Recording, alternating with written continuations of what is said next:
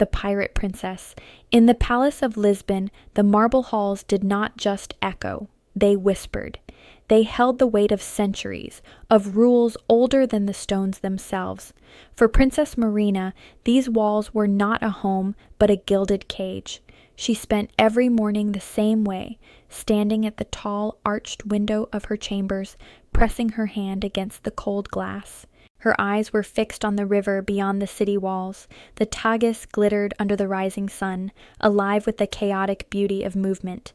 Fishing skiffs darted like silver minnows, merchant ships crept toward port, heavy with spices and silk, and farther out, where river met sea, a three-masted galleon cut across the horizon.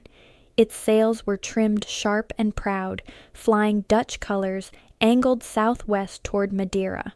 Freedom, Marina thought, or at least the agonizing illusion of it. "Your Highness," came the familiar, sharp cluck of disapproval behind her, shattering the moment. "You haven't even dressed yet. The sun has been up for an hour." Marina smiled faintly, watching the ship disappear, but did not turn. "Good morning to you too, Beatrice. Did you see the galleon? It's catching the trade winds perfectly." Her lady-in-waiting approached, ignoring the nautical commentary, arms already full with silks and stiff stays.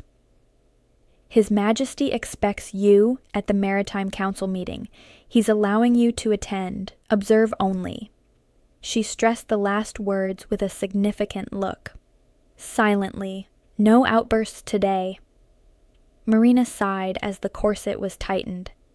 "Do you know what's more useless than a ship without a rudder?" "My princess."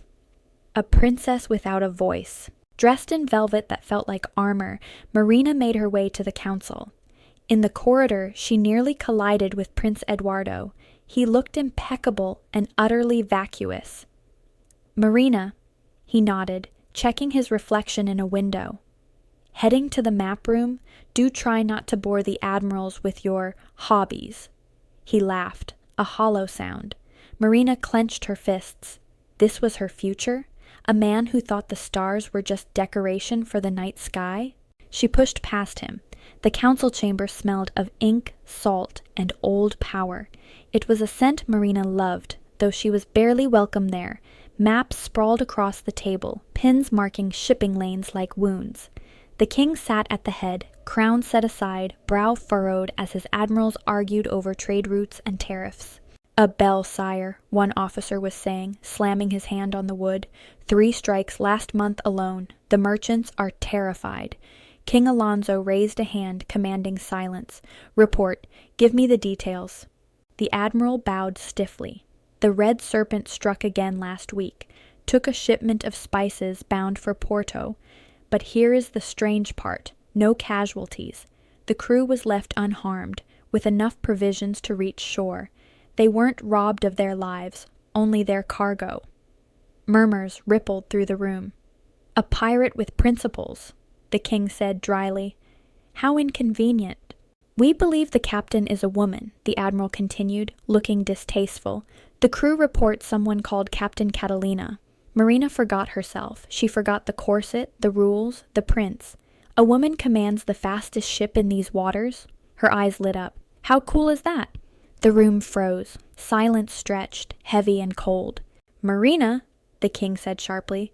"But father, this is fascinating," she pressed, stepping forward. "How does she outmaneuver 3-masted galleons? I saw a ship sailing southwest this morning, same heading. If she uses the current along the Canaries, she cuts days off the journey."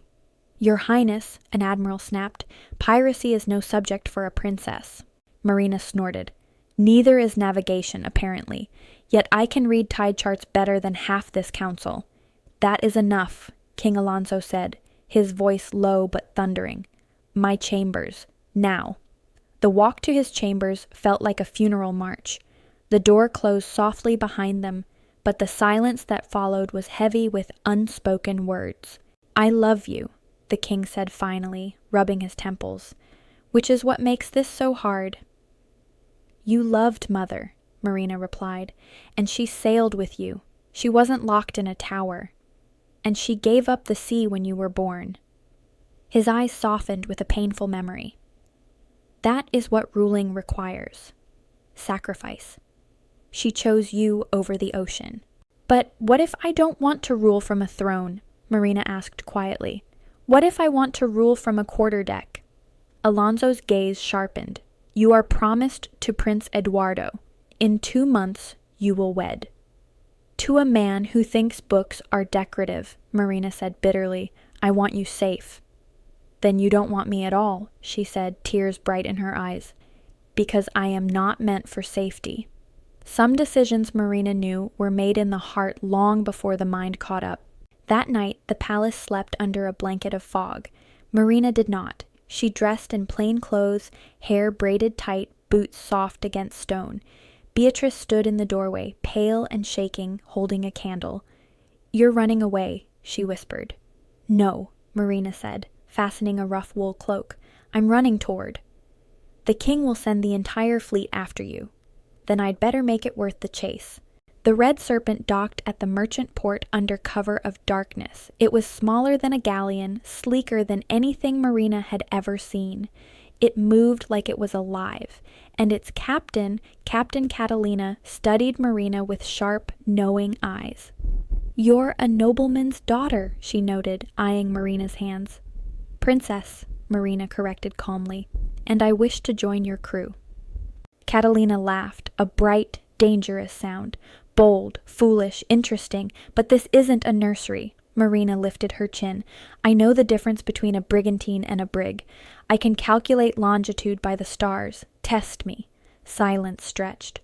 1 month, Catalina said at last. If you fail, I leave you at the nearest port. Deal. Life aboard the Red Serpent was not like the stories. It was salt and sweat and laughter and exhaustion. Marina learned quickly. Her hands blistered and healed, becoming rougher, stronger.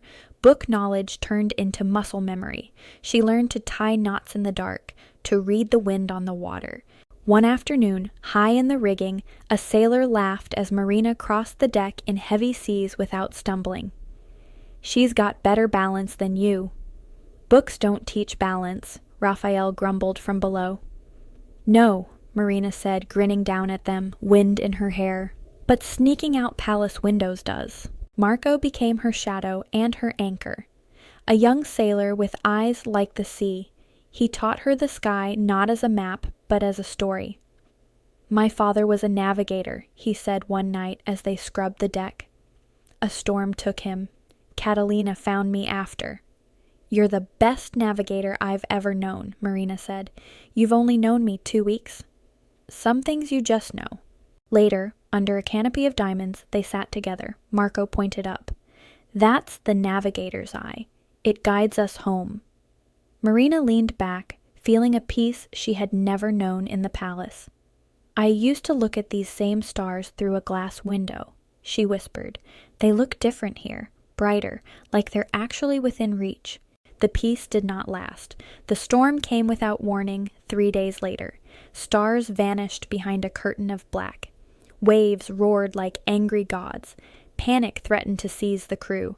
The ship tossed violently, groaning under the strain.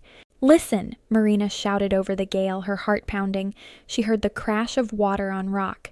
Ring the bell, echoes answered, danger close, safety farther away. They were too near the reefs. The helmsman slipped on the wet deck. Marina didn't think. She lunged for the wheel. She grabbed the spokes, fighting the immense pressure of the sea. Marco was at her side instantly, bracing her. Hard to port, she screamed. They turned together, muscles straining, wills united against the ocean's fury. The ship shuddered, leaned, and slipped past the jagged rocks by inches. The ship lived. The storm broke as quickly as it had begun. In the calm that followed, Catalina watched them from the quarterdeck. There was no mockery in her eyes now, only something that looked very much like pride. Marina had not just survived, she had led. By the time the moon turned, Marina knew she would never truly belong to the palace again, but duty was a heavy chain. My month ends tomorrow, she said quietly to Marco as the sun set, painting the sky in fire and gold. And your heart? Marco asked, not looking at her. Still here, but I must go back. I cannot leave things unfinished. She took his hands, rough and warm. I will return, I promise you, and when I do, I'll command my own ship. We'll sail off the edge of the map." He smiled, eyes bright with unshed tears. "Then I'll wait, even if it takes a lifetime." The sea called her Sea Princess, and Marina learned that princesses could be pirates, pirates could be family, and love, true love, was not an anchor that held you back, but a compass that guided you home. She sailed toward her future, unafraid, because the truest treasure was not gold, but the freedom to choose her own course, and someone willing to sail every chapter beside her.